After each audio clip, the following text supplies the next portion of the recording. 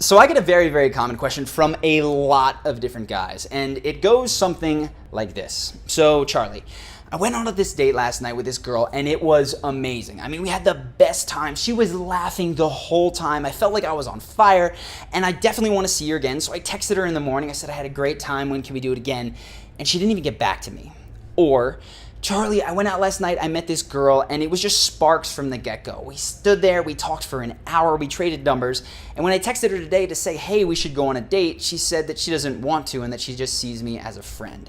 What is going on here? So I recognize absolutely that there are 1,000,001 reasons that any singular partnership might not work out. There could be compatibility issues, there might be something going on in our life, but really beyond those simple compatibility issues, the majority of the time, there's really only 3 main reasons that a woman is not going to want to see a man again. And they all kind of boil down into these 3 buckets. Once you know what these 3 buckets are, you can identify, holy cow, I am consistently blowing interactions that I am having with women because I am not doing this thing or because I am not presenting myself or this aspect of myself.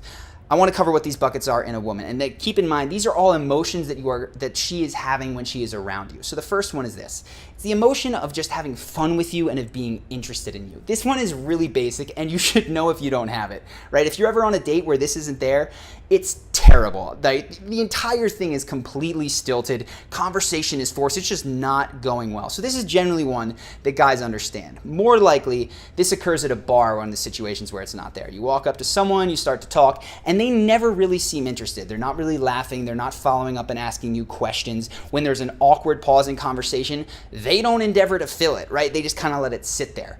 That's the most basic one. And the issue with this is that on dates, a lot of guys get stuck here, right? They think as long as she's laughing, as long as she's asking questions, that must mean that she's getting more attracted to me. And I myself used to think this. And the truth is, attraction for a woman, sure, part of it is she interested in you? Does she have fun with you? But it goes beyond that. And if you think that simply talking about commonalities and making her laugh is going to make her feel romantic feelings for you, that is going to screw you up because there is more to it than that. So that's where the other 2 buckets come in. The second piece, so critically important, but really sadly underseen in the real world, is having genuine standards, right? These is rules of conduct for how you need people to behave if they're going to be in your life. And it's so sad but true that most men do not have standards for the women in their life. The only things they care about are, am I physically attracted to her and is she interested in me? So I encourage you right now, think back to your own life. Think back to times in your life.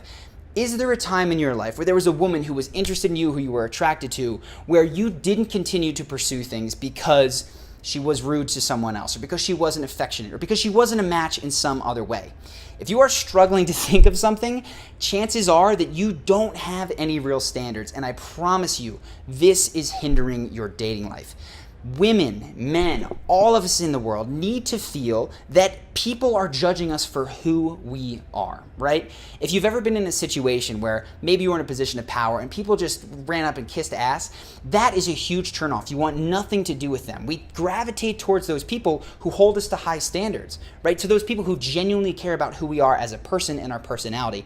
A lot of guys, because they've never developed these standards for things that they're looking for, cannot accurately communicate that to a woman. And what they do is they fill in these completely bogus lines of, you're not like anyone that I've ever met before, trying to act like they have standards, and it's going to fall flat. So the most important thing right now is not that you memorize a certain line to make her feel this, it's that you think, what am I actually looking for? What are my actual deal breakers? Because if I don't have any and I'm incapable of demonstrating that, say that a deal breaker is being rude, for instance, and you see someone being rude to a waiter, a person that you're on a date with perhaps is rude to a waiter, and you don't call her out, 1, your self-esteem is going to plummet because you have no standards, and 2, she is actually going to lose respect for you because you get bucketed in with all of the other people who only care about her for her physical looks. So go ahead right now, think, what are your deal breakers? Come up with some legitimate standards, and when you demonstrate those to a woman, you're actually going to create a better connection.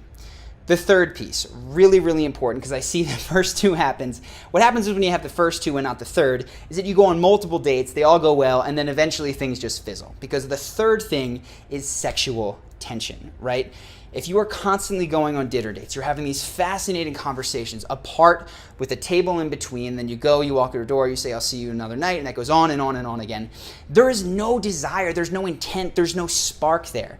What you need to do is create sexual tension.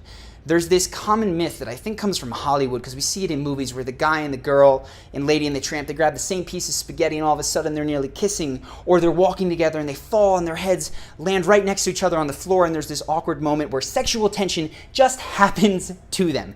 That is not what the real world is like. You need to create these moments of sexual tension by having genuine romantic intent.